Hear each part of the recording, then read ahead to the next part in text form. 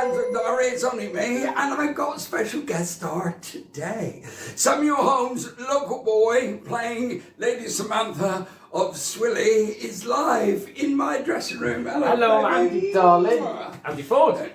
And now, first time we worked together, but Sam, you know a bit more about me because the last Panto production company I used to do work for, you Can we say their names? That was First Family. It was a few years back.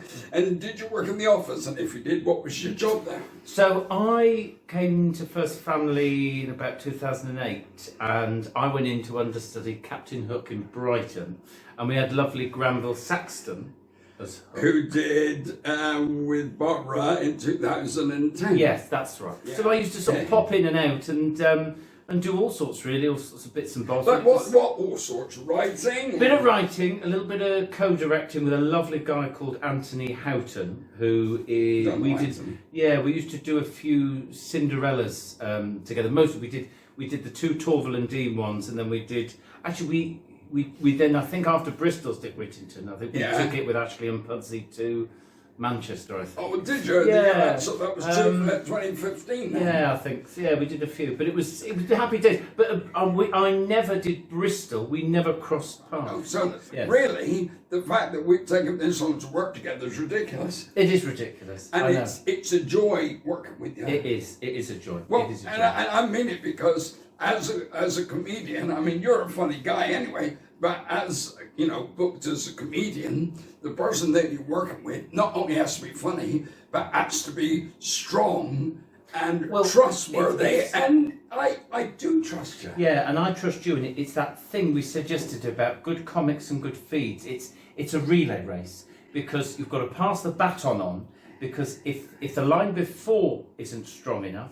then you can only do so much with a good comedy line if half the audience haven't heard it. Exactly. And then, of course, it's a knock-on effect because really you want the laughs to build. Well, why am I telling you? You know this. But you want the laughs to build and build. And it is, you know, I mean, you take Morecambe and Wise or, you know, any greats like that, you know, Barker and Corbett and that, you know, they've got to sort of go, you know, back and forth. It's like a tennis match. Yeah, and exactly. And it sounds basic, but like you say, if you're doing some visual comedy and no one can see it, it's gone, wasted, no point doing it.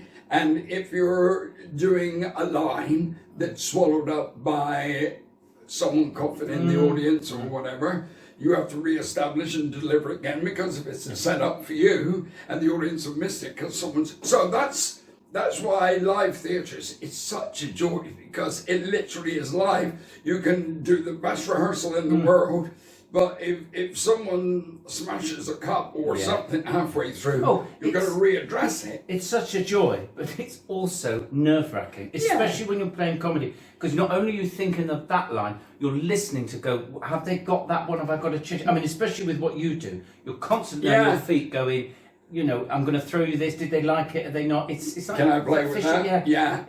It's hard work. Well, when we're doing that, we're doing this Shirley Shaw routine, which is a lovely routine and very rewarding to do. But we're at a stage now where, because it's a tongue twister type thing. We're at the stage now, we all know we're enough. It's you, me, and Lesley. That if either of us, and it's never you, by the way, you don't make mistakes this life. I do. And I love it because you cross your eyes, and it really makes me laugh if one of us goes and we're like that. Oh, and even Duncan in the pit, he'll be there not looking, and then he'll go, which one? Which one? But it's very rare we do that. But we're now at the stage, if one of us makes a mistake, we each know what our next line is meant to be, so we can pick it up and travel forward. I have to hold my hands up and say I'm very fortunate because I've got in that tongue twister. I'm lucky because I'm the one that is essentially I'm feeding and adding the new thing in. I don't have to remember Leslie's and I don't have to remember yours. You've got to remember mine and Leslie's, and then the in-between crossing section. I never thought of that, really. Yeah, so, anyway, best of luck tonight. Bye. I am. So I'm having to repeat Leslie's, pass it to you. You do the new line. I'm then going to re-deliver that new line. Do you know what? I'm brilliant. Sometimes I just forget. You're too nicey, too kind. Too nice, too kind. So what do you reckon? we could do this again at some point. Oh, I think so. Yeah. Should we ask Michael now? Do you think he watches this? No, I think so. Well, I love. It's my 4th time in Plymouth. I mean, you're. We haven't even mentioned this, but you are. We're both from this county. Yeah, I'm from Exeter, and you're Plymouth. Plymouth boy. Where was you born, lover? Crown Hill. Yeah. Crown Hill. Yeah. By the police station. The police station. I've entertained there. Not for anything bad. They put me for the Christmas tea. I love the fact that some of the places you mentioned that you've been and done the working men's club. I think all of them are still there. Are they still going? I think they're all. The penny come quick is definitely. The cherry tree. That's still there. I just love Plymouth. It's my 4th time here. How many times you played here? For Panto, only 3, and this is the second one as a performer. The first time I was just one of the junior ensemble. I did Peter Pan with Russ Abbott and Tim Marriott. Hooper. Yeah, Baby Hooper. Yeah, we had Russ Abbott and Tim Marriott, and who's Tim Marriott? He was in. Oh gosh, that brilliant program, the British Empire. He was in the British Empire. Oh, well, he was in the name. Yeah, he was in the name, and a girl called Chloe Newsom was Peter Pan. But what's Russ Abbott like? He was lovely. But of course, I mean, I played Tootle, so I had a little bit of business to do with him. But he was. Oh, you had lines. I had 3, I think. But he was lovely. He was really lovely, and it was for the kids. I mean, it was magical just being in it. But I mean, how many Peter Pans you dare to think how many you've done? Well, 10, something like that. Yeah. Well, when you first joined First Family, 2008, I was with. Paul Michael Glaser at Bromley in Peter Pan. Gosh. Then the year after Starsky, I was with the Fonz. And the year after the Fonz, I was with Barbara Windsor. And the year after Barbara Windsor, I was with David Hasselhoff. And, brilliant. Yes. So what was your first Bristol Hippodrome Panto? Well, it was for a company called E&B, which is Paul Elliott. And I can't remember the guy's name, but there was 2 of them running it. And I think I just got the audition and was going to be on it wasn't the Fame Game, what was it called? Big Talent Show. And so we were going to be at Bournemouth at the Pavilion. Right. And I did rehearsals in London, and the Captain Hook was 3, 2, 1. Oh, Rusty... Ted. Yeah. Ted Rogers. Ted Rogers. A lovely man, just lovely. And I'm thinking I'm working with a comedy legend. And he couldn't remember the lines. And it was really awkward. Such a lovely guy. So the day before we opened, we were doing a week at the Bristol Hippodrome before we went to Bournemouth. But I don't think the Hippodrome had a panto that year, so we did a week there. And there's a guy came in, I think he's called Leroy. Anyway, he was a good job an actor. He helped the script for the first day or so. But then he was on it. Gosh, so it's always been a sad thing that I never got to share the stage with Ted, but we got on great. Yeah. Anyway, we're not talking about me, we're talking about you're very interesting. So what's out there for you? What do you do during the year when you're not doing panto? As you know what it's like after panto, you lie down in a dark room for about 2 weeks. Or somewhere sunny. Yeah. You pay the tax bill and then you lie down and you think, I'm never doing that again. And then that little call comes and you go, oh, and I quite like it. I love, it's my favourite part of the year, panto. It's the best part of the year. And I mean, I don't know, it must be the same for you because people go, is it wonderful and Christmassy? And actually, it's... I love Christmas, but you don't feel it the same as other people. Our Christmas is different. Yes, our Christmas is different. I mean, look, we're very blessed. We're very lucky to do what we do. I love my job. We're surrounded by laughter. Amazon delivery if you are waiting for a package. There has just been an Amazon delivery if you're waiting for a package. Oh, have you waiting for a package? No one out there? Good, just checking. But I adore panto, but throughout the year, so I've been writing now for 6 years for the Cheltenham Everyman panto. Oh yeah. Yeah, and they've got a brilliant comic. He's called Tweedy. I mean, he's a clown. Tweedy's a clown. Yeah, I heard of him. So he's totally different. So when I first started writing for them and him, he sort of said, actually, I'm more of a physical. He said, I don't do a lot of words. And I said, well, change is as good as a rest. And he's brilliant. I learned a lot from him. And then... A bit like Danny in Newcastle. Yeah, a little bit like Danny in Newcastle. And and then I'd go off and do other bits. Well, I try to get other work. I mean, sometimes you can't get arrested, but you know, it's This feast or business famine, we call show. yes, Keeps you honest. but you know, I mean, I just bought a house. I've been doing boring things to that, but you want show business things, don't you? I mean, No, that sounds lovely. I try to do little gigs, so I might try and do something at maybe Regent's Park, open air theatre. But I don't like to do anything too long running. That's why Panto works for me, because anything over 6 weeks or 6 months, I get very bored. Yeah. Yeah, and I used to do those shows, these big shows on the road, and you get to a point and you go, oh God, it's the same things. And I recently did a play. It was the first play I'd ever done. Now, I was very fortunate because I was with a dear old friend, Matthew Kelly, who we love Matthew Kelly. Yeah. And Julian Clary, who we love Julian Clary. Wait, understudy cast to the stage, please. Oh, they're very they're very important. Can't speak. Thank you. Our understudies are going to do their rehearsing now. Oh, I'd love to listen. Love them. Yeah, so Julian Clary and Matthew It Kelly. was great. It was the dress, a beautiful Ronald Harwood play, absolutely. But it was backstage. Oh, it was like a morgue. It was boring. You know, everyone sort of sat there like this. You know, when we used to, and I did spam a lot with Matthew. And we used to have a real old fun time backstage. What, in the West End? I did the West End, but Matthew and I did a small tour of it. We did Birmingham and a few other places. Oh, great fun. I'd like to do that. Yeah. To do that. Oh, yes, I remember Patsy. Yeah. Yes, you'd be great. Because I'm a Python fan since a little boy, so I'd love to play the guy with the coconut. Oh, yeah. You'd be great. You'd be a brilliant Patsy. But no, and it was...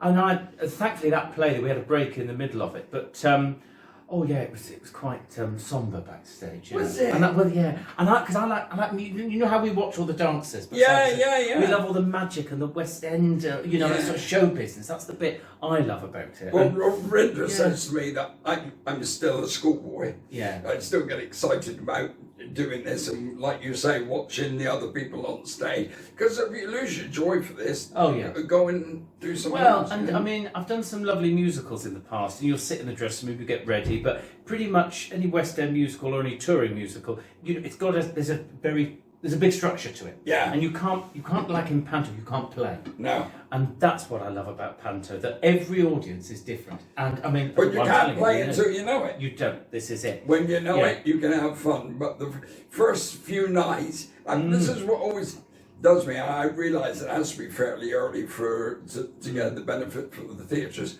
But on the press always come in just a little bit before we're exactly au fait enough to play, because I think the show is even better now than it was last week. If you come and watch a Panto sort of 2.5 weeks in, you're almost seeing it at its peak, aren't Well, you? do you know what I love about this and this cast?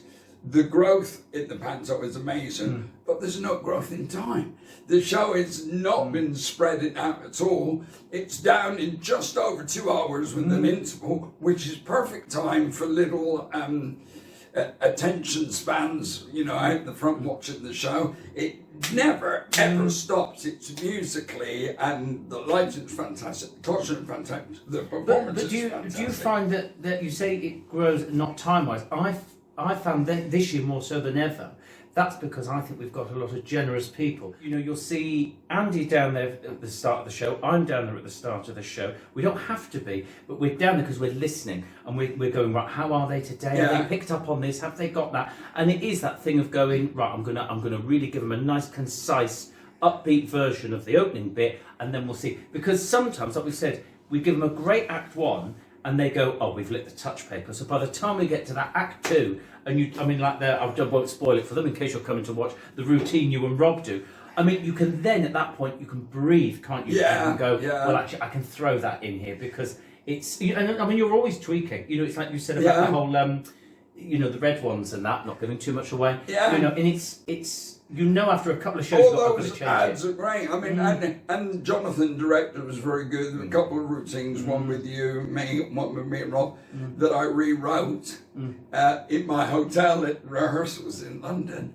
And it's great that they trust me enough to do that. But also, we trust you've got the experience, but it's the other thing of knowing what's best for the show. It's never about having, or just being one way. It's about what's best for the show, because you want to be in a show that's great, don't you? And that's why I love the reviews, because they pick out everybody. And actually, John, I've only worked with one other person in Panto who does what you do in terms of caring about it off stage, and not even your lines or even my lines, other people's lines. Yeah. Will sometimes go, we could get a better laugh for them there. Or and the only other person was Gary Wilmot, who used to come off and he'd go, gosh, he said that person's line, we could make that better for them. And it's the generosity thing, because there's, you know, I mean, I'm sure you've done pantos with people who, you know, don't talk, don't do anything, only want to, you know, get their moment, and it's a shame, because actually what they do is they can't say nothing.